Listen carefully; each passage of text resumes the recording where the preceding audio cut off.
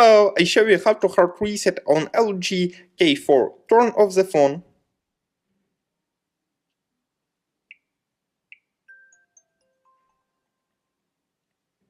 Next, press and hold the power button and volume down key for a few seconds.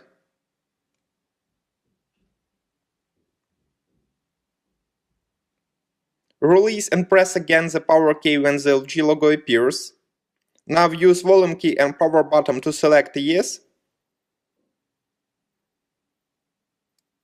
and then choose yes. Your device will now restart. Successfully, the hard reset is completed now. Subscribe to our YouTube channel and rate the video.